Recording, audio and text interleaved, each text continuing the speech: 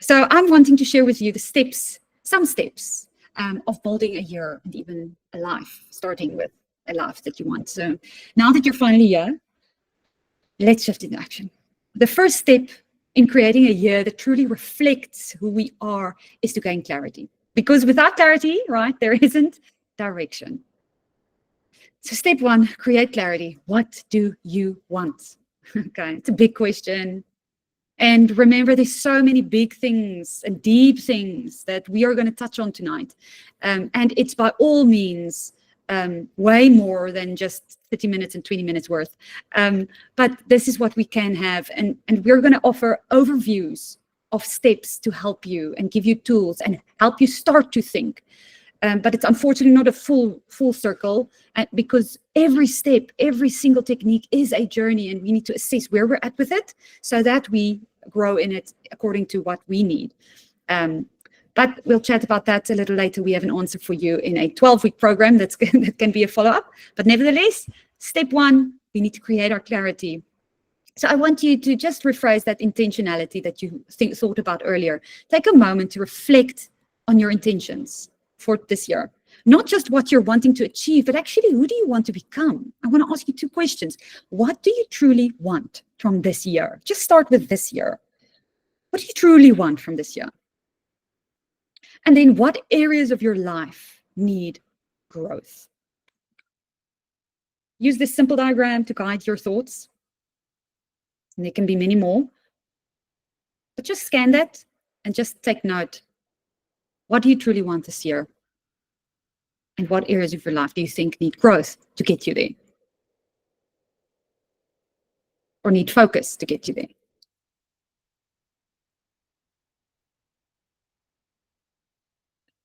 Okay.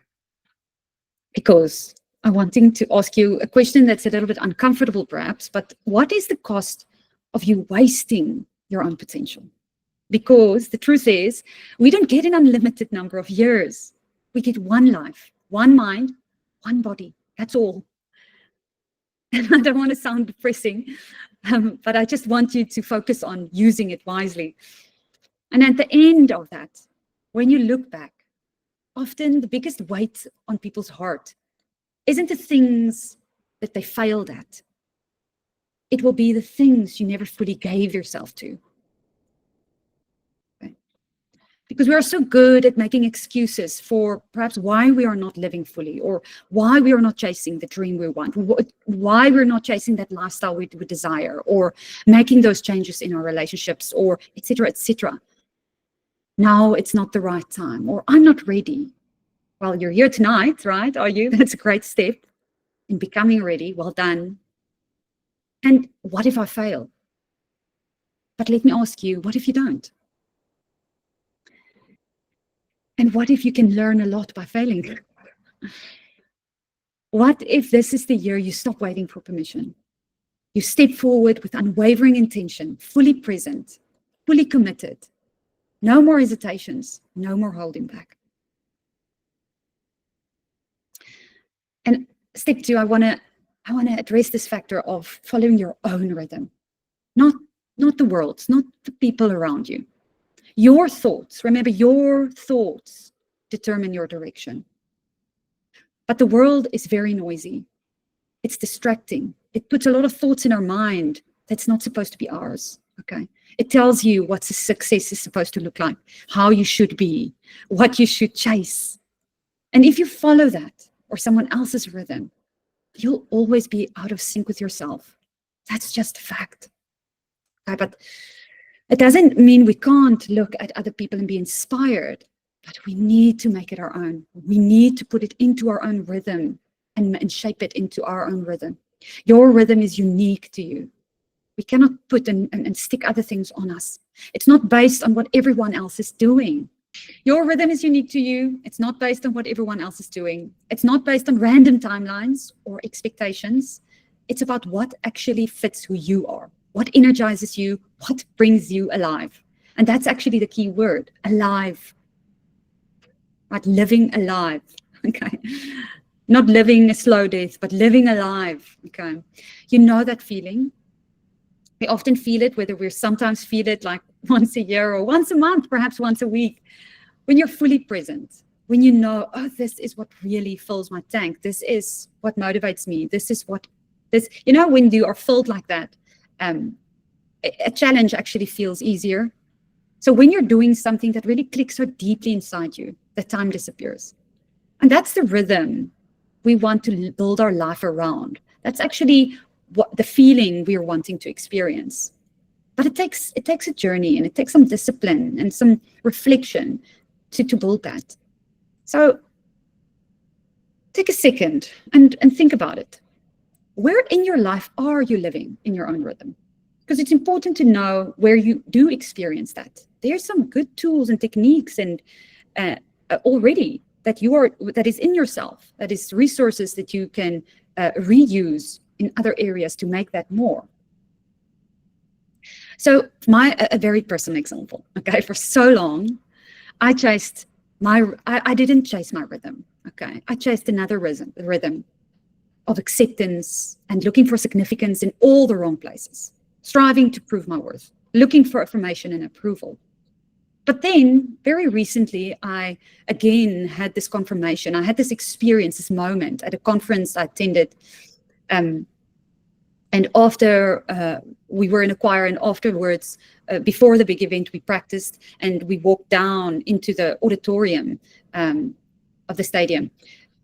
And on the big screen behind me, they were probably testing the screens. But in that moment when I took the selfie, as we do, of myself, I captured in that exact moment was on the screen, it says, "You called my name."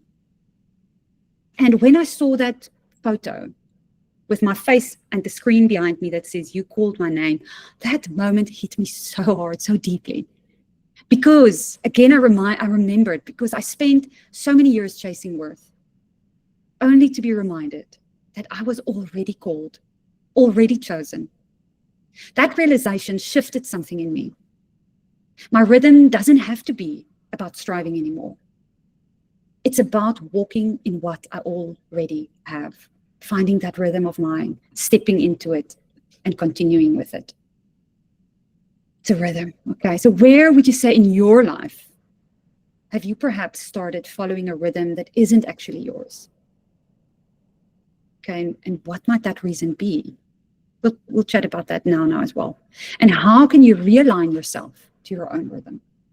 Big questions, but think about it. Remember, your rhythm is unique to you. It's not about what others expect.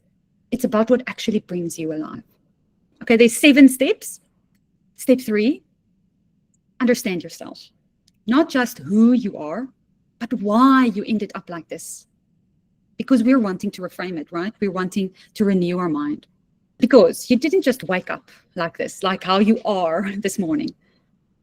Every belief, every habit, every fear, every reaction, it all comes from somewhere. It's shaped by your past, your experiences, your wounds, your victories. We are shaped by all that whole story. And the more you understand that story, the more power you have to shape your future. Okay. So too many people try to set goals without understanding themselves first. But here's the thing. If you don't understand yourself, your patterns, your tendencies, you will not know how to get where you want to go. You won't know. Okay, and then you'll have to follow somebody else's rhythm or what the world screams, right? And then we slowly lose ourselves. So maybe you've tried to push yourself out of sheer, not desperation, but trying. And I want to honor that. Maybe you've tried to push yourself into structures and routines that doesn't fit you. Maybe you've been frustrated at yourself for not being able to get that right, or not being better or more like the person that taught you. Okay, but what if the answer isn't to change who you are, but to understand the who you are so well, to understand who you are so well that you can finally work with who you are and not against it. Okay. Just making it, enabling yourself to actually move forward from who you are, right? That's really when things start to shift. Okay, so think back. What habit or response in your life is actually still a survival strategy from the past? What rhythm, what habit are you doing often that actually is a little sabotaging you? I know it's a little bit of a visualizing and creative experience now, but I want to challenge you. Think of what is perhaps still, what habit or coping reaction is perhaps still a survival strategy from your past. Because remember, your past don't define you. Your past does not define you. It only shows you where you need to heal and grow. It gives you character and experience. Makes you interesting, right? So I want to again share a real experience. I used to feel small, unheard, unnoticed. As a child, I had moments where I felt unimportant and alone, like my voice didn't matter. That's why I chose this picture in this woods. I felt like I was screaming in these woods that nobody heard, lost, abandoned. And that shaped me more than I realized. And this is where my strategy came in, my surviving. It made me chase significance in the eyes of others, hoping to fill old wounds. That's what these strategies does. They hope to fill wounds that is never meant to be filled by external things. But as I started to acknowledge these wounds and I started to heal, I realized I don't have to live from a place of proving myself. I am called by my name. I already have significance in how I am put together. And I want that for you as well, because we all can have that. So now, with that story in mind, now when those old patterns still creep up on me, because they do, and they will always, they don't disappear. They will eventually, they always creep up, but I can see them. And I remind myself that I'm no longer living in captivity to them. Because now I'm starting to believe that I no longer live in captivity to them. Okay? Because I am constantly reminding myself, because that is what reframing or renewing of the mind means, right? Constantly reminding myself of who I am through symbols, my vision, my purpose, the why I am here. Why do I get up? My declarations, my affirmations of that, speaking it over myself. My values that I've identified. And the desires that I've noted and the goals of my life that I have. These things gives me hope and courage to stay the course, to stay rooted and living who I am. And that helps my mindset. Because if I don't do this, if I don't remind myself who I am, my kids won't have the mom they were meant to have. If I don't, my husband and I won't have the relationship we're wanting to have. And if I don't, I won't have the work and passion I am meant to live out. Too many of us try to set goals without understanding ourselves first. But true growth starts with knowing where you've been so you can walk forward differently. Okay. A lot of stuff, eh? Step 4, almost there. Setting boundaries. Boundaries is foundations. Some of the biggest building blocks of self-respect and inner peace. You know, there was a time when I found myself exhausted from trying to manage things I couldn't control. Other people's moods, opinions, and decisions. If someone was upset, I took it upon myself to fix it. If someone disapproved, I would bend over backwards to prove myself worthy. I felt like I was constantly running in circles. But then I realized something.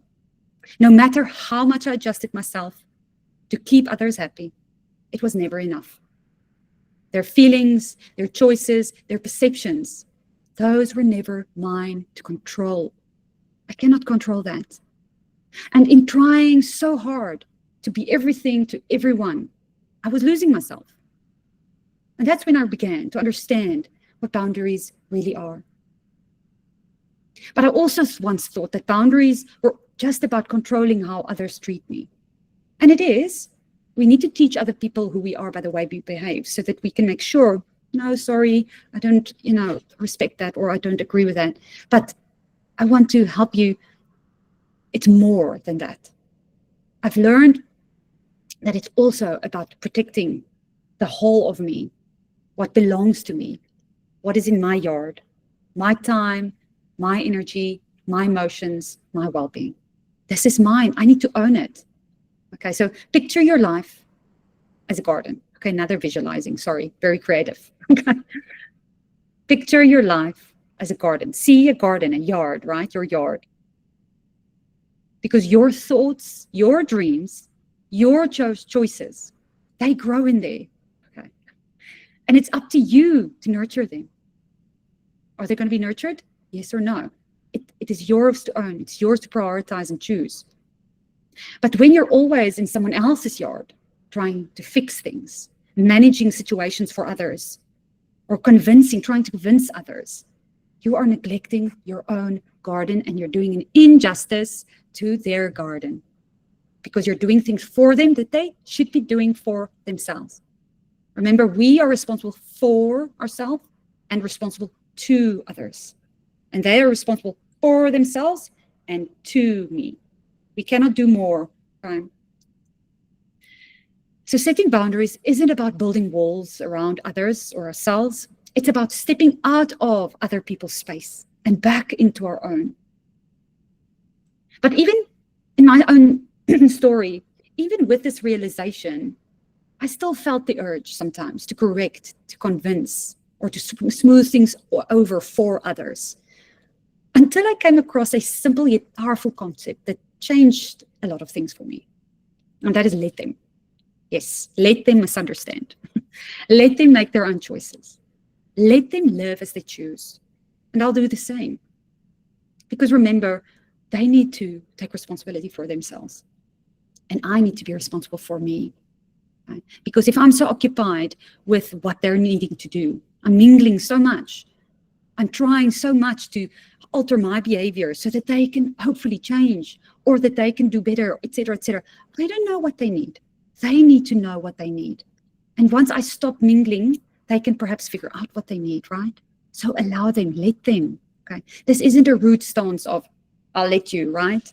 No, remember, we're still responsible for ourselves and how we behave. So we need to behave in the ways that we're wanting to be seen. Remember, people can't read your mind. So if you don't behave in the ways that you want to be known for, you're not going to be known for it. Okay.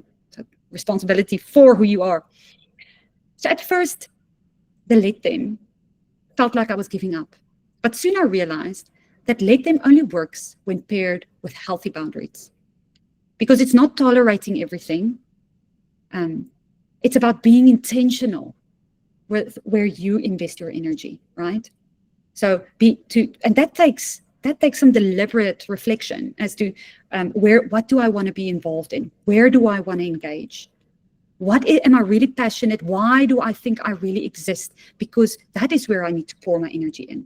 Not into another area that's supposed to be somebody else's. That's their niche. Allow them to do it, right?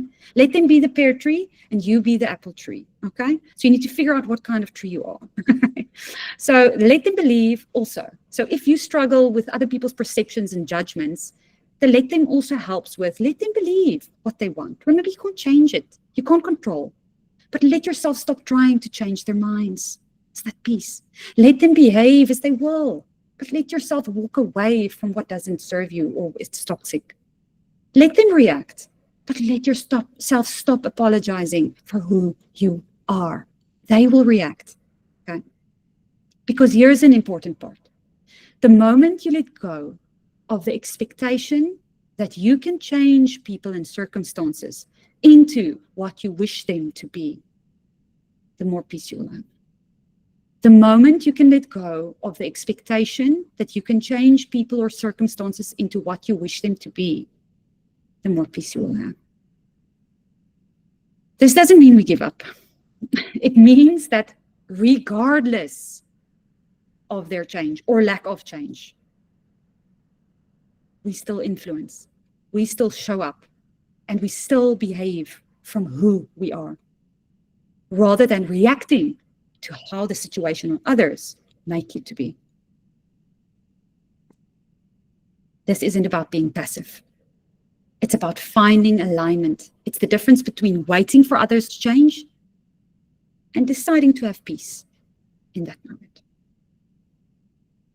So I really felt free because of that. Free from guilt, free from the need to explain, free to say no without feeling bad, and yes without resentment. So yes, let them. But more importantly, let yourself. Let yourself own your choices. Decide where you're going to invest yourself. Let yourself take up space. You are worthy. Say your say. Let yourself be at peace. Let it go, regardless of what anyone else does. Because ultimately, we don't set boundaries to push others away. That's not the intention of boundaries. We set them to protect who we are becoming. It is ours. Remember, we need to guard our heart with all diligence because from it flows our life. Okay. Boundaries aren't about restriction. They're actually about expansion. It's allowing people to grow. They need to grow, and it's allowing me to grow. Because if I'm always going to mingle, they're not going to grow. Okay. We can support. For instance, the garden analogy. If my grass is nice, I can tell my neighbor whose grass isn't so nice where I bought my fertilizer and what we do when with our garden. But I'm not going to do it for him. Because at the end of the day, if he went and bought his fertilizer, he shoveled it into the grass. Guess what? And if his grass is nice, he's going to feel what? Self-respect and pride. Proud. Look at, I've done this. I've done it myself. And not with regards to self-righteousness, that's not what I mean, but with self-respect. Okay. So we allow people to grow and experience self-respect. So boundaries create the space for us to grow into the person we're meant to be, unburdened by the weight of things that were never ours to carry within our yard. But how do we actually do this? It's a journey. And it can work differently for many people. But I found these 4 kind of ways it's really helpful. Firstly, is to recognize what's mine to carry and what isn't. If it's someone else's reaction, belief, or choice, that's not mine. That's not my burden to bear. Okay. Setting boundaries with clarity. So don't over-explain what you're saying no or yes to. Simply say, thank you for thinking of me, yet I'm not available for that. Or letting go of expectations. Instead of wishing people were different, focus on who you are becoming. Not selfishly, but we focus on how do I want to behave in this situation, not how are they making you to, or what are they wanting you to behave. Sometimes people do things for reactions, right? And then owning your energy. Not everything requires a response. Okay. Choose your engagements. Choose your battles even. Okay. In a nutshell, very short, but I hope you've thought a little bit of where do you think you need some more boundaries in your life? Jot that down, really reflect on that. It really is, it's a rewarding journey, and I want to encourage you. And step 5, we're almost there. So once you start to truly understand yourself, a powerful transformation begins. Recognizing your worth and taking charge of your story. For me, it was a deep awareness that I am fully capable, deeply loved, and completely approved of, not because of anything I've done, but because of who I was created to be. My worth isn't up for debate. It is woven into the very fabric of my existence. I stand firm in the truth that I'm worthy. And how do I do that? And we can all build our own declarations and affirmations. Mine goes something like this, and this helps me with the reframing job that I was talking about earlier. I start with saying, it is well with my soul, meaning I am good enough. But I like the phrase, it is well with my soul because, and this is where it becomes personal, I am passionate and adventurous. I embrace life fully. I am empathic and deep. I hold space for the hearts of others. I am courageous and gritty. I can push through and persevere. And each declaration is a step towards reclaiming my power. And each declaration that you can attain is a step towards reclaiming your power. And you can rewrite your past with these truths, speaking it over yourself, finding the freedom to walk forward in full confidence of who you are. Because you see, it isn't about whether we have proved or attained something, that makes us good enough or worthy. We are born sufficient, every single one, with every resource we need to live this life to its fullest potential and in abundance. We just need to figure it out. We are meant to thrive, not just survive, to have a hope for a future that makes our hearts beat faster, that makes us come alive. And I don't know if there's somebody that needs to hear this today, but I want to tell you today that this is the truth. Regardless of old realities and what happened, that is all they are, old realities, shaped by times past, by others' perceptions and choices, not definitions of your truth and worth. It's not the truth, it is old realities. So are you stepping into your worth, owning your truth in your story? Because you can rewrite it into the narrative you are meant for. Because remember, your value is who you are, and your purpose is why you are. And we want to figure out both of those to really be unshaken, almost unstoppable, with grace, right? But it gives a strong sense of how to move forward. So when you define and claim your purpose, things start to align. Your every choice, every path, every decision, it can be measured to something, to the truth of why I exist, right? Why do I want to do this? Why do I want to engage with this group? Do I want to attend that function? Do I want to go to that person? Do I want to build a relationship here? Do I want to start doing this, that, or the other, right? It all helps me. If I understand why I exist, it helps me to decide where should I extend my energy, right? It really helps. Okay, you stand firm in the unshakable knowledge that you are meant for this, that life has a meaning, that nothing and no one can take that away from you. If you know that, if you believe it, that you are created to live fully, love deeply, and shine brightly, nothing can take that away from you if you believe it. Nothing. So here are some practical steps I invite you to explore with the Ikigai. It is a Japanese concept of the meaning of life. And it's an intersection of four things: what you love, what you are naturally gifted at, what the world needs, and what sustains you. That can be financial as well. It can be fulfilling, okay? And you can take a picture of this if you want to. But I think it's a nice 4 steps to reflect on, just to start on your journey of understanding your purpose, okay? It's a tool, right? And a second tool that really helps is a little bit more esoteric, but it is to find an image or a symbol, something that you think represents who you are, or a word, okay, that pops up to you, like enablement or something like people like. Something that really speaks to the core of why you are alive. That really helps, right? It's a sign that anchors you when the storms of life hit. I encourage you to reflect on stories, on people that inspire you, on stories that inspire you, on scriptures that inspire or resonate with you deeply, because they are often mirrors of the vision already alive inside of you. It brings it out, brings that passion and that interest out. So I want to encourage you, what symbol or story resonates most deeply with you? And how does it remind you of the unique purpose you're called to fulfill? How does it remind you? What is the characteristics of that person that you, or that story that inspires you? For me, one of it is the symbol of the chandelier. That symbol anchors me in my mission to guide others towards healing, joy, and rediscovery of their passion. It helps me stay focused and grounded, especially when challenges arise, right? Reminding me that my light, much like the chandelier, has a purpose in uplifting the world and the atmosphere around me. Okay. And then also a story in the Christian Bible that has deeply motivated me is Ezekiel's vision of the Valley of Dry Bones. God asks Ezekiel to speak life over what was once dead, bringing the bones together to form a strong living army.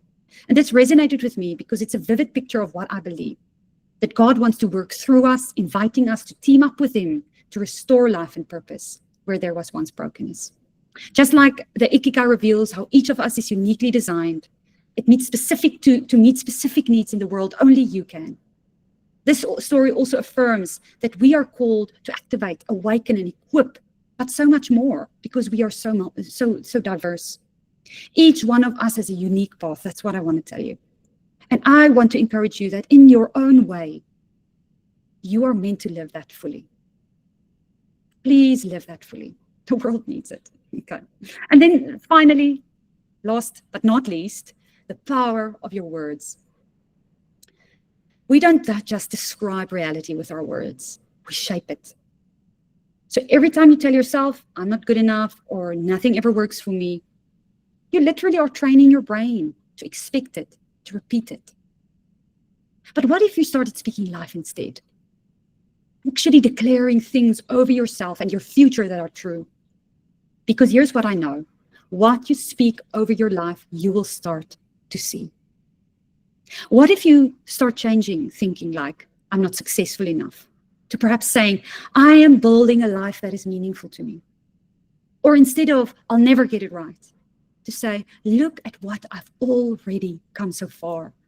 I am capable and I can push through to figure out how to make this one happen. And another tricky one. Are you speaking life over the people around you? Over your friends, over your husband, over your kids? Do they hear they are wonderfully made? Do you celebrate them? Because those celebrations of them in those moments are memories for them to grab onto, to be grateful for when they face challenges. It builds their confidence, right? And you can directly influence that. Because you don't just have the power to shift your own mindset. You have the power to change someone else's by the way you speak to them. What is one statement that you frequently say about yourself that you need to change? I used to mull over that I need to do more, I need to prove, I need to work harder. But now I can remind myself, I am enough. I can remind I'm already enough, deeply valued and created with a purpose. What is that statement that you need to change? Because acknowledge where you are right now. Decide where you want to be. And then align your thoughts with that vision to get you there. With like supplements, I was starting to take collagen, and some people would say, no, collagen doesn't work. But collagen worked for me. It made my nails grow stronger. It made my hair grow. It's not about collagen. It's knowing what my body needed in order to flourish. And it's the same with the mind. If you don't know your own triggers, your own wounds, your needs, then no affirmation, no external advice or affirmation, or no one-size-fits-all strategy will ever truly work for you. You have to do the deep work of discovering what you need by yourself. All right, so now that we understand more about our mindset, we get to explore what we can do to support this, or how our mindset supports our bodies. The way we think about ourselves is really deeply connected to the way we treat our bodies. We have been called to look after our bodies. We are a temple of God, right? In this day and age, doing this, however, has become more and more difficult. And because there's so many things around us that are instant, and we want instant gratification, we want the things done right here, right now. And we often get that right because we are surrounded by things that allow us to get that instant gratification. We no longer work for what we actually need. And as we saw now, this is a 7-step process. It takes time and effort to change. It takes time and effort to build the life that we want. It is not something we do just by snapping our fingers. We have really become accustomed to seeking this instant gratification instead of delayed gratification. Delayed gratification is what really helps to build our bodies. Instead of thinking, for example, oh, this piece of cake is going to taste amazing, right? Giving me that instant gratification. What do I rather want? Do I want that instant gratification, or do I want the delayed gratification of, shucks, I really need to lose the weight, and wait and work hard for that gratification, giving you delayed gratification, which is ultimately a lot more than the instant gratification, giving you that pleasure for that one moment, or knowing that I've worked hard for this, I have deserved this, and I've done this myself. But now I'm already going into the rest of the presentation. So how do we do this? How do we support our mindset? We do that through our habits. But as I was reflecting as Mariaan speaking, it depends on really where you are at. Some of us will start with our mindset in order to reach our goals. Some of us will have to do lifestyle habits in order to support our mindset. Some of us need energy before we can actually change our mindset. We know when we are fatigued, when we are tired, it is so hard to tackle limiting beliefs. It's so hard to actually take a step forward to work for that goal that you want to achieve. But when you sleep well and you have more energy, it boosts you, it gives you that capacity to support you to change that mindset, to tackle that limiting belief about, I am not good enough, I am not worthy enough. When we are more supported and we nourish our bodies, we are capable to tackle these things. And that is what we're going to look at next. But what I wanted to just reiterate there is that this depends on where you are at. Are you at a stage where you can tackle your mindset to achieve the year that you want, but not just that, the life that you want? Or are you maybe in the space where you need to tackle your habits, your lifestyle habits, in order to come and support you to be able to do that? And then we're just going to look at what you can do, what do you have in your hand, where can you start, and how do we achieve these things? So we've done this process of self-awareness. Mariaan is taking us beautifully through these steps, becoming aware of areas that we need to improve and that we need to change and work on maybe. But it's also about understanding, or not changing yourself, but rather understanding, what do I actually need? What is my truth? What is my rhythm? What boundaries do I need to set in order to do this? And then we need to determine, what is your why? Why do you want to change? What do you want in this year? Is it to improve your personal life? Is it in order to be a better mom? Is it in order to create a different atmosphere within your home? What is your why? Because our why is our strong motivator that helps us to achieve our goals, to move towards our goals. When motivation runs low, commitment steps in if we know why we are doing something. And now we're about to create that environment. We need to know why. Now we create that environment, the physical and that mental space in which we can thrive. And that's what I'm going to look at specifically. So that is where we move on to next. We've identified some of the areas that we need to work on. We need to know why we want to work on those areas. And now we get to support ourselves. We can get to build on our psychological, our emotional, our physical, and our community resilience. And how we do that is by practicing the self-reflection. These 7 steps that Mariaan has spoken about, and again, my reflection as she was talking, is not just relevant to the section that she deals with. It's relevant to every single area in your life. All of them have a space in where you want to improve something, whether it's your fitness, whether it's your nutrition, whether it's your mindset. All of these steps have a place in how we tackle those things. Maybe it's weight loss, if that's an example, just because of the industry that I'm in. Weight loss is a big reason many women come to me. I can tell you it's the last thing we work on. I work on their relationship with themselves, relationship with food. And eventually the weight loss comes because of the healing that's taking place in the body and the mindset that's changing. So psychological fortitude is this mental fortitude, the power of a growth mindset. So we do that through self-reflection, cognitive reframing, goal setting, and we build this mental resilience. Our emotional resilience is navigating feelings with awareness, recognizing our emotions and our feeling and calling them by that name instead of suppressing them, allowing us to feel them. We don't have to react to them. We don't have to react according to them. We can act. If we support ourselves, we can choose to act instead of react. Again, just the simple example of having enough energy. If you are tired, you know what you feel like at the end of the day. If you are stressed, tired, and hungry, all right, that's hungry and angry, which I often get if I don't eat often enough, all right, it's much easier for me to scream at the kids. It's much easier for me to be, to my husband and just go like that. But when I nourish and support myself, if I have sufficient energy, I'm managing my stress, my reactions based on my emotions become actions. I have the capacity to choose how I want to respond and act and not just react. And this is all about that habit formation that Mariaan was also speaking about. These things are shaped from the time we are born, the family that surrounds us, our friendship circles, circumstances, things that happen in life.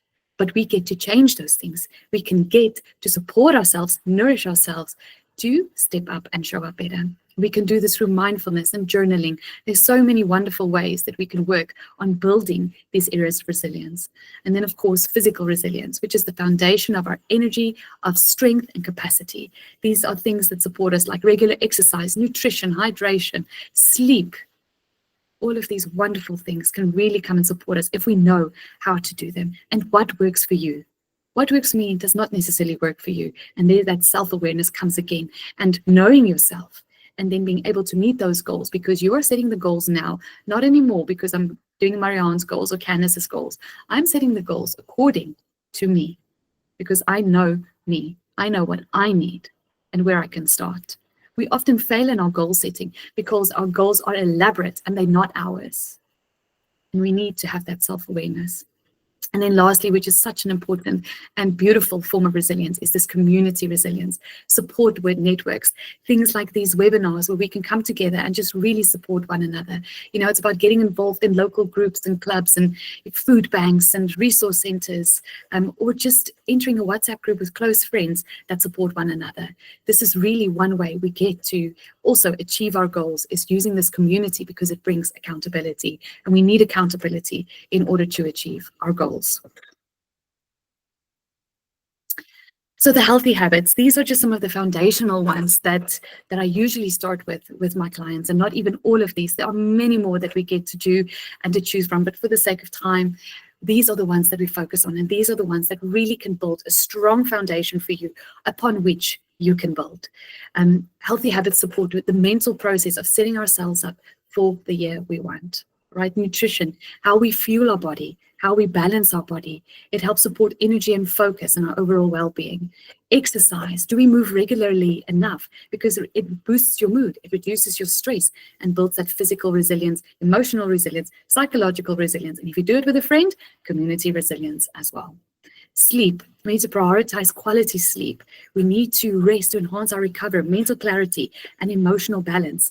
All of these things that affect us, that prevent us from showing up who we want to show up as.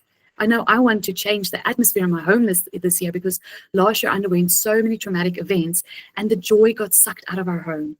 Like it was just really hard. And if I did not have these lifestyle habits or these support systems, it would have taken me much longer to move through it.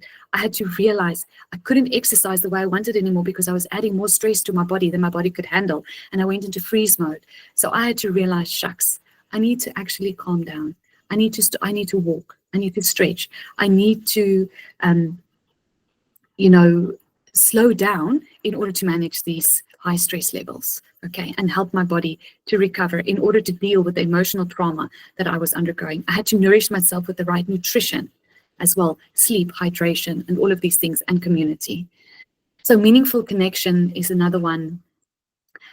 How do we surround ourselves with supportive relationships? Okay, we need supportive relationships around us. We need to manage our stress. We need to regulate our nervous system. And we can do that through mindfulness, through movement, through relaxation techniques, like we did in the beginning, just a grounding session, helping us to focus and be present. And then hydration just sort of falls part of nutrition as well. Let's skip that one. Oop, I'm running ahead. All right, so let's look at nutrition and hydration.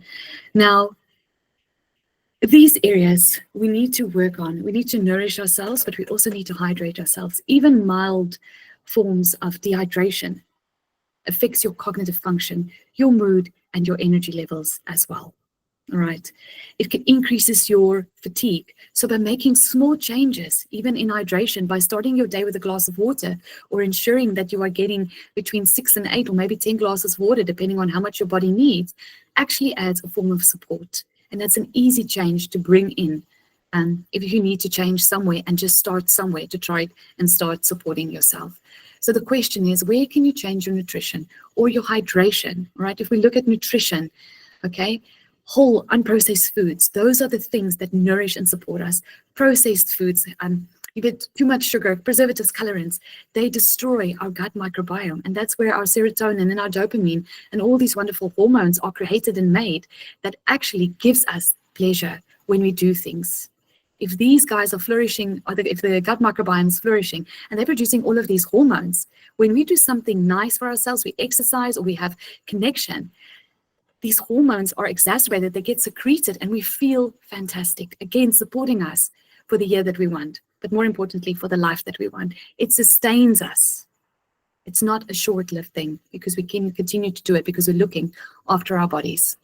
Then exercise, all right? This is one of the best things you can do for yourself, for your health, for mental clarity, for physical resilience, for all the areas of resilience, all right? It's about scheduling workouts that are non-negotiable appointments with a friend. It is about starting where you are at. It's about taking short walks and just starting to incorporate movement just because of the amazing benefits that exercise can give us. It's about finding an activity that you enjoy.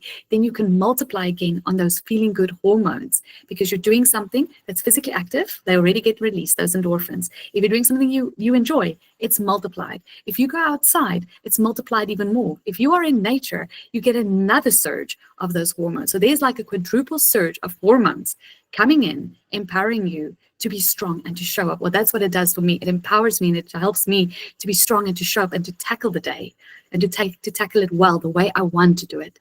That's what it does for me, and that's what it can do for you as well.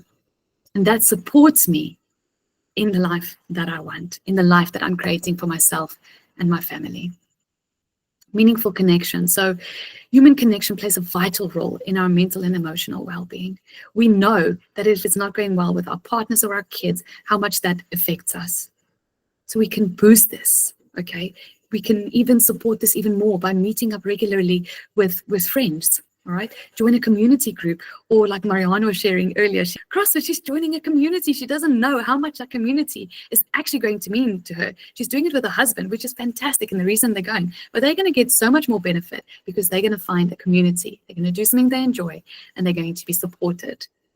All right. So just showing you how these things support us and that we have 80% of what happens to us, we actually have in our power. It's 20% we don't have control over. So 20% we can blame on our genes and on the crops being sprayed and our neighbors having a party and having a late night and keeping us up all night. But 80% is in our control, which is a very incredibly empowering statement to know that we can do something about this. So let's look at sleep. A lack of sleep disrupts the balance of cortisol, which is our stress hormone. It increases the risk for anxiety, depression, and all sorts of other chronic conditions as well. We need good sleep quality, right? Uninterrupted, refreshing sleep. And I know it's tough when you have small kids or maybe you're working shifts, but there are ways around this. We need to prioritize sleep. We need to get our 7 to 9 hours of sleep for physical recovery, for immune function, for cellular repair, for emotional processing, memory consolidation, cognitive problem-solving skill, and even for our creativity.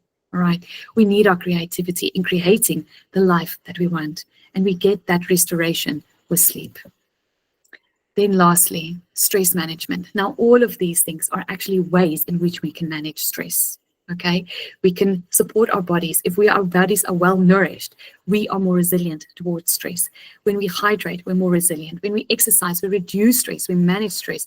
Meaningful connection is another way that we manage stress. Sleep is a way that we manage stress. But we need to be intentional about managing our stress levels, all right? And there are many other ways that we can do as well. Cold plunges, as you know, doing TRE therapy, there's journaling, I'm reading a book. Those are all ways that we can manage stress. We don't just have to do all of these things, but we also need to realize we need stress. Stress is good. The short-lived, the acute stress is fantastic. It helps us to lift cars or babies and jump over a wall if you're going for a walk and a dog is chasing you. It helps us to meet this deadline. It's fantastic. It's the chronic stress, this low-grade chronic stress that really steals our joy and really steals from us creating the year and the life that we want. And we have this power to actually take control, implement things that support us. So where do you want to start? My question to you tonight is, we've had a lot of reflective questions on Mariaan's side as well, but which habit do you need to start? Or where do you need to start? Maybe you need to start with mindset. Maybe you need to tackle the limiting belief. Or are you not quite there yet?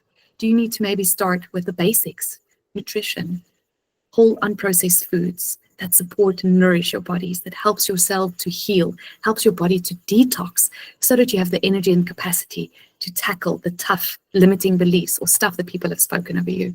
I know I've been through that journey and it's not easy, right? So we need to start, we need to choose which goal. We need to see, is this realistic? Can I tackle this? Am I in a position to tackle this? And if not, then we need to change that goal. And if you are, then you're ready to start being specific. We need to be very specific when we set our goals and our intentions. They need to be specific, measurable, achievable, realistic. They need to excite us, and they need to bring some form of reward if we actually want to carry through and keep doing these things. Because if our brain does not perceive a reward, it's going to go back to the old habits. If you are trying to change something, if you are trying to do a limiting belief, our brains are incredible. All they want to do is to get the easiest way out. The brain looks for the easiest, quickest solution. So it's not you having a lack of willpower or not being able to, just push through and do it. No, it's your brain being trained. It wants the easiest, quickest solution with the greatest reward. So we need to trick our brains. We need to show it. Listen, if you do this, look at this reward that you're going to get. And soon it's going to put two and two together. And then it's like, okay, I'm not doing that anymore. I like this one more because it's giving me more reward, more pleasure. All right. Then we need that accountability. We need that support from one another. It increases your chances of achieving your goals by 40%. All right, and the evaluate and reward of our successes just ties in with the smarter goal setting as well. So the story of 1,000 miles begins with one step. And this ladder just explains to us, we need to set realistic goals. We need to check in with ourselves where we're at and put these small steps in place in order to get where we want. And you've got to start where you are at ultimately. That on that accountability of 40%, right? So but Candace will speak about a little bit more about the 12-week program, but she will just give an overview. But I want to invite you, there's so many deep, meaty stuff that we've really tackled now. And the 12-week online program. So it's online. There won't be a time engagement of you. You will be part of a WhatsApp group, and we will share weekly insights, and you will be able to share and ask questions and really learn from the group setting, which makes it a little bit more rich, but also adds that accountability, which she also mentioned. So we do realize, as Mariaan said, this is a lot, and there's so much more we can share. I mean, we have weeks, if not years, worth of experience and information and passion that we would love to share with you. So we decided to put a 12-week program together, bearing in mind, that life is busy, time-consuming, but also expensive. So this 12-week program is really is designed to help you build a strong mindset while integrating simple, sustainable lifestyle habits that support your energy, health, well-being in creating this year and this life that you want. We're going to strengthen your mindset. We're going to build those habits. We're going to create sustainable change, show you how to create sustainable change, how to tackle habits, how do we change habits, how do we interrupt them, how do we turn them around and make them work for you. And you'll also get that support and accountability so that you can be empowered, strong and in control of your own life and achieve your goals and not be at the same place next year as you are this year, or that you might have been or might be since the last 6-8 years, or who knows how long. We know how New Year's resolutions work. Been there, done that, have the t-shirt. Right, so we're actually just going to charge 600 Rand for the entire 12-week program for our group, for the webinar. So this morning's webinar and this evening's webinar. And we realized some people couldn't make it anymore, so we'll send this information on to them as well. But you're going to get an action-orientated WhatsApp support group, weekly education and resources. We'll send you some videos and some educational content, but we'll also be there to support you on a daily basis via WhatsApp to check in and see what you need and how we can support you and how we as a group can support one another.